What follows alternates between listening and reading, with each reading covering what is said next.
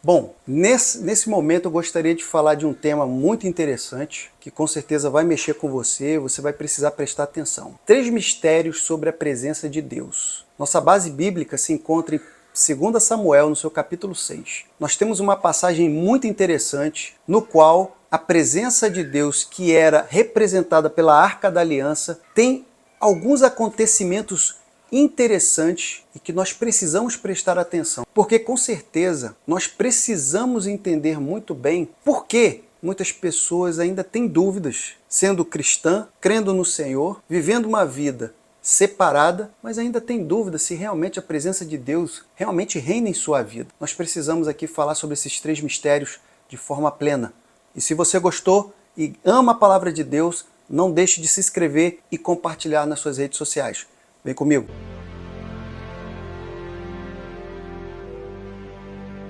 Bom, queridos, eu gostaria de falar sobre essa passagem e gostaria de aqui ter essa conversa com você, porque falar sobre a Bíblia é maravilhoso.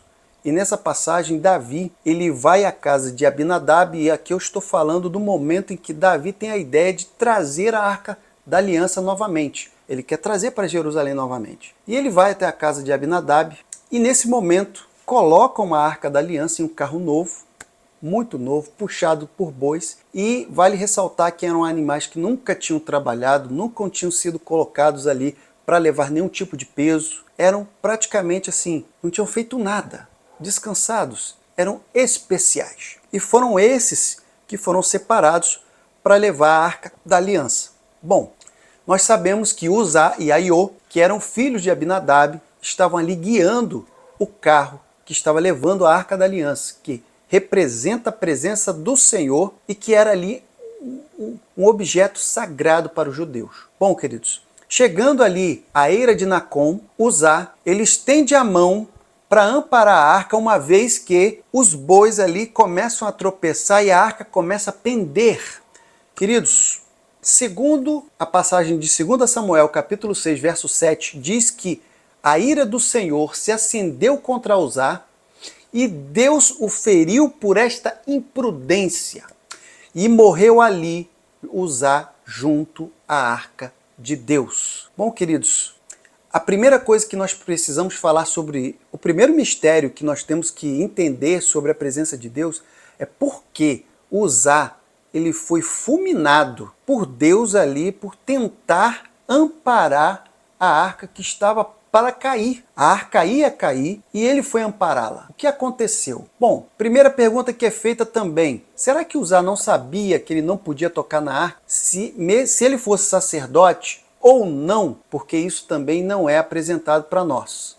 Quem podia, afinal, tocar na arca da aliança? Queridos, nós sabemos muito bem que em 1 Crônicas, no seu capítulo 15, verso 2, ele diz que ninguém pode levar a arca senão os levitas, porque o Senhor os escolheu para levarem a arca do Senhor. Ou seja, os levitas eram aqueles dos quais, aquelas pessoas que tinham esse cargo é que poderiam levar a arca do Senhor. Será que Uzá era levita? Está aí uma coisa no qual não sabemos.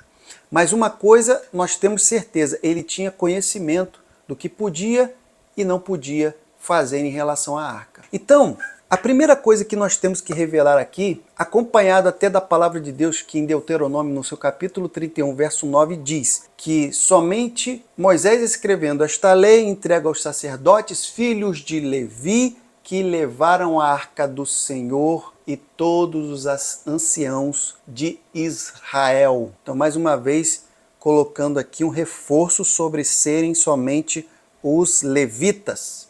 Queridos, toda pessoa que é cristã, que é servo do Senhor e que lê os mandamentos de Deus, ela tem o conhecimento de que não se pode brincar em relação ao que é sagrado, ao que é santo. E se tem uma das coisas que é perigoso brincar, é a respeito da presença de Deus. Eu tenho aqui um estudo dedicado, eu tenho 2 vídeos, na verdade, que falam desse assunto de forma ampla, que é o pecado contra o Espírito Santo, a blasfêmia contra o Espírito Santo, que é um pecado mortal, você não tem perdão, não tem como voltar atrás, não tem como voltar no tempo, pecou, acabou. E aqui nós temos por certo de que Uzá, ao tentar tocar na arca, Ele tinha o conhecimento. Se ele não era um levita, se ele não era da tribo de Levi, ele não poderia fazer isso. Jamais, jamais ele poderia fazer tal coisa. Mas, no entanto, ainda que muitas pessoas possam pensar, mas ele tinha boas intenções porque a arca ia cair, ele estava tentando ampará-la, mas ele tinha o conhecimento. Nós vamos chegar também,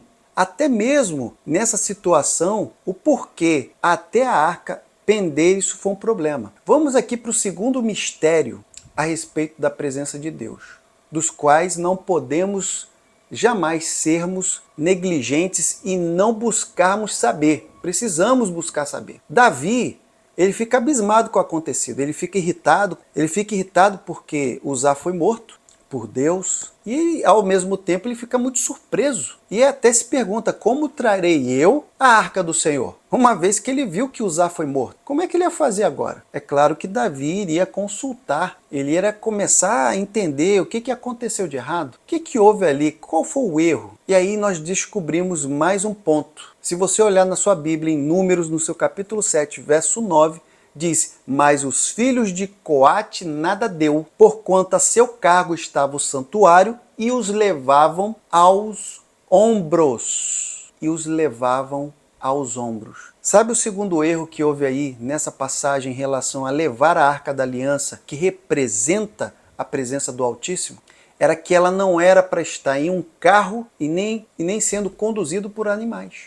Isso não poderia ter acontecido. Esse foi o segundo erro, e que poderia, inclusive, ter evitado da arca ter quase caído, e que não teria nada desse acontecimento. Mas Davi então entendeu. Eles teriam que pegar nas alças da arca e colocar uma vara ali atravessando, e eles tinham que colocar aqui a arca sobre os ombros e levarem. Queridos, qual é o mistério, esse mistério sobre a presença do Altíssimo aqui nessa passagem?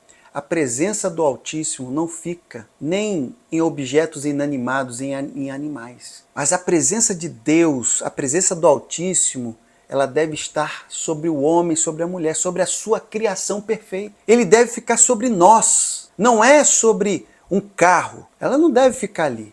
A presença de Deus, ela nunca ficou sobre nada a não ser sobre os homens, sobre a sua criação.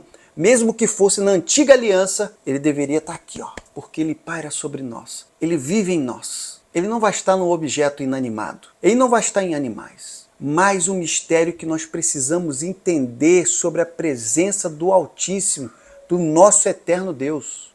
Mais um mistério, o terceiro mistério que nós temos que falar aqui, e esse é muito especial. Mas antes de mais nada, eu gostaria de pedir humildemente, querido, não deixe de comentar nesse vídeo. É muito importante nós sabermos se você está entendendo e concordando e se está discordando também. É importante nós termos aqui o entendimento do que vocês acham. Isso é muito importante. E se esse vídeo, se esse material, ele agrega valor em sua vida, se inscreva, compartilhe. Bom, queridos, mais um fato interessante sobre a presença de Deus exclusivamente em 2 Samuel, capítulo 6, é que a arca ficou na casa de Abinadab durante 20 anos.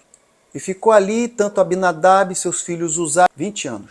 E nada diferente aconteceu, queridos. Nada diferente na casa de Abinadab, entre eles, nada aconteceu.